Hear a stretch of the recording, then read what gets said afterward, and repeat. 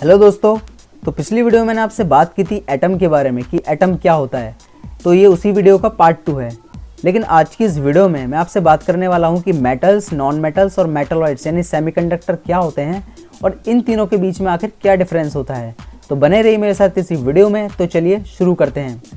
तो metals, non metals, metalloids या semiconductor क्या होते हैं और इन तीनों के बीच क्या डिफरेंस होता है एटॉमिक लेवल से। बार बार तो हमें इनका डिफरेंस दिखाई देता है, लेकिन हम देखेंगे कि एटॉमिक लेवल पे इन तीनों में क्या डिफरेंस है। तो यही इस वीडियो में हम देखेंगे। तो यहाँ पे हम पहले मेटल, नॉन मेटल और मेटलॉइड्स की कुछ बेसिक प्रॉपर्टीज़ देख लेते हैं। Metals are good conductor of heat and electricity. Metals जो होते हैं हमारे वो जो इलेक्ट्रिसिटी को ईजिली अपने अंदर कंडक्ट करवा सकते हैं, यानी इलेक्ट्रिक करंट को ईजिली कंडक्ट करवा सकते हैं। जबकि नॉन मेटल्स हैं वो पुअर कंडक्टर हैं, किसके? हीट के और इलेक्ट्रिसिटी के। वो अपने अंदर इलेक्ट्रिसिटी को यानी इलेक्ट्रिक करंट को कंडक्ट नहीं करवा सकते हैं, खाली कार्बन को छोड़ के या ग्रेफाइट को, क्योंकि उसकी थोड़ी अलग प्रॉपर्टी, अलग फीचर्स होते हैं। Metals are ductile. मेटल्स हमारे डक्टाइल हैं, यानी उनको हम ईजिली वायर्स में कन्वर्ट कर सकते हैं, पतला करके, यानी मेल्ट करके उसको हम डक्टाइल यानी उससे कोई भी वायर बना सकते हैं। Non metal are not ductile, यानी वो डक्टाइल नहीं होते हैं। Metals are मीलेबल। मीलेबल यानी मेटल्स को हम उसको पीट कर, ठीक है, उसको हम शीट्स में कन्वर्ट कर सकते हैं, पतली पतली। लेकिन जो नॉन मेटल्स हैं वो मीलेबल नहीं होते हैं। Metals are sonorous. सोनोरस यानी अगर हम उस पर स्ट्राइक करेंगे किसी हैमर वगैरह से तो वो साउंड प्रोड्यूस करते हैं, जबकि नॉन मेटल्स ऐसा नहीं करते हैं। Metals are hard and brittle. Metal hard होते हैं और ब्रिटल होते हैं, यानी चमकते हैं, शाइन करते हैं, खाली आपका सोडियम को छोड़ के, क्योंकि सोडियम है वो बहुत सॉफ्ट होता है, उसको हम एक चाकू की मदद से भी काट सकते हैं। नॉन मेटल जो होते हैं वो ज़्यादातर सॉफ्ट ही होते हैं। Melting point of metal is high. जो हमारा मेल्टिंग पॉइंट होता है मेटल का, यानी पिघलना, जो मेटल जो पिघलता है किसी टेम्परेचर पर, मेल्टिंग पॉइंट उसका हाई होता है, खाली मरकरी और गैलियम को छोड़ के। मरकरी और गैलियम हमारा रूम टेम्परेचर भी मेल्ट हो जाते हैं, ठीक है। Melting point of non metal is almost low. Melting point जो है नॉन मेटल्स का वो लो होता है लगभग सभी का, लेकिन खाली कार्बन और डायमंड को छोड़ के, वो डायमंड तो हार्डेस्ट सब्सटेंस है तो इसलिए उसका मेल्टिंग पॉइंट ज़्यादा होता है, ठीक है। तो यहाँ पे कुछ हम सेमीकंडक्टर के बारे में भी देख लेते हैं। सेमीकंडक्टर ऐसा एलिमेंट है जो अपने अंदर करंट को पास तो करवा सकता है, लेकिन कुछ सर्टेन कंडीशन में, कि टेम्परेचर जब ज़्यादा होगा तो जो उसके इलेक्ट्रॉन्स है सेमीकंडक्टर के वो ट्रांसफ़र हो जाएंगे वैलेंस बैंड से कंडक्शन बैंड के अंदर। तो इसका मतलब क्या? जब टेम्परेचर ज़्यादा होगा तो जो हमारा सेमीकंडक्टर है उसके अंदर करंट का फ्लो हो जाएगा, लेकिन जब टेम्परेचर ज़्यादा नहीं है तो वो एज ए इंसुलेटर काम करेगा, यानी करंट को कंडक्ट नहीं करवाएगा। तो ये कुछ बेसिक प्रॉपर्टीज़ थी इन तीनों की।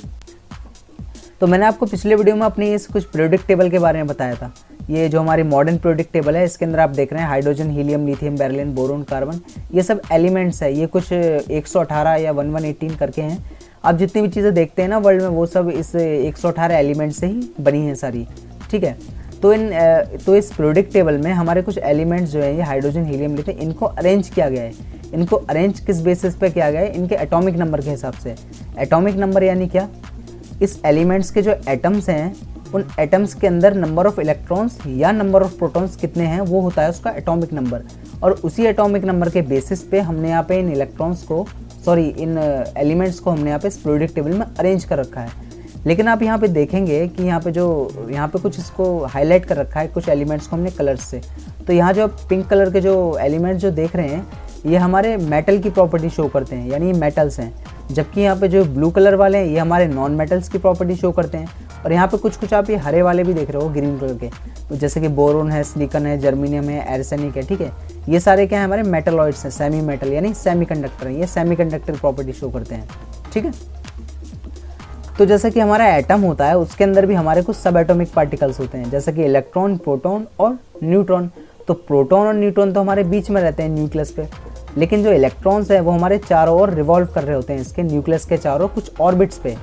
तो जो ऑर्बिट्स है हमारे K, L, M, N, इनमें हम इन इलेक्ट्रॉन्स को डिवाइड करते हैं। तो हम डिवाइड कैसे करते हैं? वो हमारे पास एक फार्मूला होता है 2n², जो मैंने आपको पिछले वीडियो में बताया था। और आपने वो नहीं देखा तो वो वीडियो देख लीजिए, मैं ऊपर आई का बटन आपको दिख रहा होगा, उस पर उसका लिंक आ रहा होगा, और इस वीडियो का लिंक मैं आपको डिस्क्रिप्शन में भी दे दूँगा, ठीक है। तो जो हमारे इलेक्ट्रॉन्स हैं वो इन शेलों में डिवाइड होते थे। तो जैसा कि शेल में हमारे इलेक्ट्रॉन्स डिवाइड होते हैं, पहले में 2, दूसरे में 8, तीसरे में 18, वो उस फॉर्मूले के हिसाब से। लेकिन इन शेल के अंदर भी हमारे कुछ सब शेल्स बने होते हैं, ठीक है। सब शेल बने होते हैं इसमें। इन सब शेल के कारण क्या, जैसे पहले में 2, दूसरे में 8, तीसरे में 18 आने चाहिए थे फॉर्मूले के हिसाब से, लेकिन सब शेल के कारण क्या हुआ कि उनके अंदर भी सब शेल होते हैं। तो पहले ऑर्बिट में आएंगे 2 इलेक्ट्रॉन, दूसरे में आएंगे 8 इलेक्ट्रॉन, लेकिन तीसरे में 8 भी आ सकते हैं, 18 भी आ सकते हैं, चौथे में 8 भी आ सकते हैं, 18 भी आ सकते हैं, 32 भी आ सकते हैं, और पाँचवें में 8 भी 18 भी। तो यहाँ पे आप एक चीज़ कॉमन देख रहे होगे कि सब में हमें दूसरे ऑर्बिट से बाकी ऑर्बिट में हमें कम से कम 8 इलेक्ट्रॉन्स तो चाहिए ही। अगर 8 इलेक्ट्रॉन नहीं है तो कुछ ना कुछ मतलब प्रॉब्लम है, यानी वो तभी वो डिसाइड होगा कि मेटल है, नॉन मेटल या मेटलॉइड है। ठीक है, तो जैसा कि यहाँ पे हम पहला एग्जांपल लेते हैं एल्यूमिनियम का। एल्यूमिनियम का एटॉमिक नंबर कितना है 13, यानी नंबर ऑफ इलेक्ट्रॉन्स कितने हैं इसके अंदर 13। तो पहले ऑर्बिट में आ गए 2, दूसरे में आ गए 8, हो गए 10, तो बचे हमारे 3। तो लास्ट ऑर्बिट में इसके कितने हैं 3 इलेक्ट्रॉन्स। ऐसा ही यहाँ पे नाइट्रोजन का दिखा रखा है। नाइट्रोजन में पहले में आए 2, दूसरे में आए हमारे क्या नाम है 5 इलेक्ट्रॉन्स। तो ज़रूरत कितनी है इसको 8 इलेक्ट्रॉन्स की, तो 3 इलेक्ट्रॉन्स की इसको ज़रूरत है। इसी तरह यहाँ पर कार्बन की दिखा रखा है। कार्बन को 8 पूरा करने के लिए कितने की ज़रूरत है 4 की। ठीक है, तो हम देखते हैं कि इलेक्ट्रॉन गेन्स और लॉस क्या है। यानी जब भी किसी एटम के अंदर लास्ट ऑर्बिट में उसके इलेक्ट्रॉन्स 4 से कम हैं, ठीक है, 4 से कम हैं, सॉरी 4 से ज़्यादा हैं। ठीक है, किसी भी एटम के अंदर अगर इलेक्ट्रॉन्स लास्ट ऑर्बिट में उसके 4 से ज़्यादा हैं, ठीक है, वैलेंस इलेक्ट्रॉन 4 वैलेंस इलेक्ट्रॉन से इलेक्ट्रॉन ज़्यादा हैं, तो वो एटम क्या करेगा, वो गेन करेगा। ये उसका पहला रूल है। ठीक है, दूसरा रूल उसका ये है कि अगर 4 से कम है लास्ट ऑर्बिट में उसके इलेक्ट्रॉन्स, एटम के लास्ट ऑर्बिट में इलेक्ट्रॉन्स हमारे 4 से कम हैं, तो वो क्या करेगा, इलेक्ट्रॉन को लूज़ करेगा। तो कुछ ये उसका नियम है। तो जैसा कि यहाँ पे पहला है, जैसे नाइट्रोजन, एल्यूमिनियम दिखा रखा है। एल्यूमिनियम में हमारे इसके पास 13 इलेक्ट्रॉन्स है। पहले में आ गए 2, दूसरे में आ गए हमारे 8, और तीसरे में आएंगे हमारे कितने 8 इलेक्ट्रॉन्स, लेकिन है यहाँ पे कुछ 3 ही। ठीक है, तो वो गेन और लॉस करेगा। ऐसे यहाँ पर नाइट्रोजन का दिखा रखा है। पहले में है 2, दूसरे में हमारे 5, लेकिन चाहिए इसको कितने, दूसरे में भी 8 चाहिए, तो इसको यहाँ पे 3 की ज़रूरत है। ऐसे यहाँ पे फॉस्फोरस है। इसके लास्ट ऑर्बिट में हमारे कितने हैं 5 इलेक्ट्रॉन्स, लेकिन चाहिए इसको भी 8 पूरा करने के लिए, तो इसको भी यहाँ पे कुछ 3 इलेक्ट्रॉन्स की ज़रूरत है। ऐसा ही यहाँ पे सिलिकॉन और जर्मेनियम को भी दिखा रखा है। तो अब हम पहला एग्जाम्पल एल्यूमिनियम का लेते हैं कि ये क्या करेगा, इलेक्ट्रॉन को गेन करेगा या लूज़ करेगा। तो मिनिमम जैसे एल्यूमिनियम का एटॉमिक नंबर है 13, यानी 2, 8, पहले में आ गए 2, दूसरे में आ गए 8, और तीसरे में कितने आने चाहिए, तीसरे में भी 8 आने चाहिए भाई पूरा करने के लिए, लेकिन है कितने इसके पास, खाली 3 ही है। तो मिनिमम इसको 8 की ज़रूरत है। ठीक है, 8 पूरे करने के लिए, लेकिन है कितने इसके पास 3 इलेक्ट्रॉन्स, ज़रूरत कितनी है इसको 5 इलेक्ट्रॉन्स की। ठीक है, तो इसको 5 इलेक्ट्रॉन्स की यहाँ पे ज़रूरत है, लेकिन अब ये करेगा क्या, ये 5 इलेक्ट्रॉन्स किसी से लेगा तो इसको ज़्यादा एनर्जी की ज़रूरत पड़ेगी, लेकिन जब ये 3 इलेक्ट्रॉन्स किसी को दे देगा तो इसकी कम एनर्जी लगेगी। यानी ये क्या करेगा, 5 इसको लेना आसान पड़ेगा कि इसको 3 दे देना आसान पड़ेगा, हालांकि इसको 3 दे देना आसान पड़ेगा। तो जो हमारा एल्यूमिनियम है वो 3 इलेक्ट्रॉन्स अपने लूज़ कर देगा लास्ट ऑर्बिट के। तो यहाँ पे जो नंबर ऑफ़ इलेक्ट्रॉन्स हैं वो एल्यूमिनियम के कितने हो गए, वो कम हो गए, यानी वो 10 ही हो गए, और नंबर ऑफ़ प्रोटॉन्स है वो हमारे ज़्यादा हो गए। तो यहाँ पे जो नंबर ऑफ़ प्रोटॉन यहाँ पे ज़्यादा हो गए, नंबर ऑफ़ प्रोटॉन ज़्यादा होने के कारण क्या हुआ, यहाँ पे नंबर ऑफ़ प्रोटॉन ज़्यादा होने से यहाँ पे पॉजिटिव चार्ज इस पर ज़्यादा हो गया, यानी 3 ज़्यादा प्रोटॉन है तो 3+ यहाँ पे पॉजिटिव चार्ज हो गया। और जो एलिमेंट हमारे जो इलेक्ट्रॉन को लूज़ करने की प्रॉपर्टी शो करते हैं वो होते हैं हमारे मेटल्स। ठीक है, और अगला यहाँ पे दिखा रखा है फॉस्फोरस का। फॉस्फोरस क्या करेगा, फॉस्फोरस जो एलिमेंट है वो इलेक्ट्रॉन्स को गेन करेगा या लॉस करेगा। ठीक है, तो हम इसको भी देखते हैं। तो फॉस्फोरस में कितने हैं, पहले में 2 आ गए, दूसरे में यहाँ पे 8 आ गए, तीसरे में हमारे 5 इलेक्ट्रॉन्स, लेकिन चाहिए कितने इसको पूरा करने के लिए, 3 इलेक्ट्रॉन्स और चाहिए, 8 चाहिए, तो 3 चाहिए। तो यहाँ पे 8 इलेक्ट्रॉन्स इसको पूरा करने के लिए चाहिए, है कितने इसके पास 5 इलेक्ट्रॉन्स, ज़रूरत कितने की है इसको 3 इलेक्ट्रॉन्स की। तो अब यहाँ पे इसको 5 इलेक्ट्रॉन्स देना आसान पड़ेगा कि 3 लेना आसान पड़ेगा, हालांकि 3 लेना आसान पड़ेगा। तो ये क्या करेगा, 3 इलेक्ट्रॉन्स को गेन कर लेगा, और जब ये 3 इलेक्ट्रॉन्स को गेन कर लेगा तो उसका जो यहाँ पे इलेक्ट्रॉन्स है वो यहाँ पे ज़्यादा हो गए 3। ठीक है, जब 3 इलेक्ट्रॉन्स यहाँ पे ज़्यादा हो गए तो उसके पास इलेक्ट्रॉन्स के ऊपर क्या होता है, नेगेटिव चार्ज। तो यहाँ पे क्या होगा, -3 इसके पास नेगेटिव चार्ज आ गया। ठीक है, तो इसी टाइप के एलिमेंट जो इलेक्ट्रॉन्स को ईजिली गेन कर लेते हैं उनको हम बोलते हैं नॉन मेटल। तो ये मेटल्स और नॉन मेटल्स के बीच एटॉमिक लेवल पे यही डिफरेंस होता है।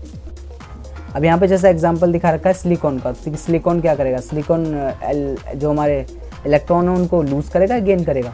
तो जैसा कि सिलिकॉन का एटॉमिक नंबर है 14, नंबर ऑफ इलेक्ट्रॉन्स कितने हैं इसमें 14। तो पहले में आ गए 2, दूसरे में आ गए 8, 10 हो गए, और बचे कितने 4 इलेक्ट्रॉन। तो लास्ट ऑर्बिट में आ गए 4 इलेक्ट्रॉन, 1 2 3 4, ठीक है। तो अब यहाँ पे 4 इलेक्ट्रॉन इसके पास आ गए। ज़रूरत कितनी है इसको पूरा करने के लिए? 4 इलेक्ट्रॉन की। लेकिन हमने जो रूल नंबर 1 और रूल नंबर 2 बताया था आपको कि अगर 4 से कम है तो लूज़ करेगा, अगर 4 से ज़्यादा है तो गेन करेगा।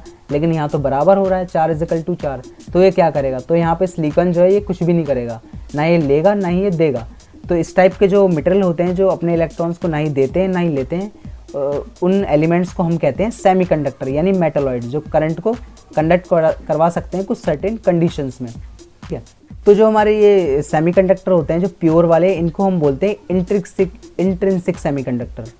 लेकिन जब इन प्योर सेमीकंडक्टर में हम कुछ इम्प्योरिटी को ऐड कर देते हैं, ठीक है, उस इम्प्योरिटी को ऐड करने को हम बोलते हैं डोपिंग, ठीक है ना। तो जब इसमें हम कुछ इम्प्योरिटी ऐड कर देते हैं तो सेमीकंडक्टर बन जाता है हमारा इम्प्योर सेमीकंडक्टर, और उसको हम बोलते हैं एक्सट्रिंसिक सेमीकंडक्टर, यानी पी टाइप और एन टाइप सेमीकंडक्टर हमारे बनते हैं।